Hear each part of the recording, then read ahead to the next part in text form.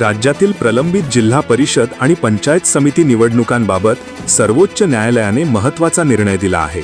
राज्य निवडणूक आयोगाला निवडणुका पूर्ण करण्यासाठी आता 15 फेब्रुवारी 2026 पर्यंत मुदत देण्यात आली आहे. या पार्श्वभूमीवर राज्य निवडणूक आयुक्त दिनेश वाघमारे यांनी आज मंगळवार 13 जानेवारी रोजी पत्रकार परिषद आयोजित केली आहे. या पत्रकार परिषदेत आजच जिल्हा परिषद आणि पंचायत समिती निवडणुकांचा सविस्तर कार्यक्रम जाहीर होण्याची शक्यता व्यक्त करण्यात आली आहे. राज्यातील स्थानिक स्वराज्य संस्थांच्या निवडणुकांकडे आता सर्वांचे लक्ष लागले आहे. प्रखर न्यूजसाठी भगवान पवार, पिंपायदर.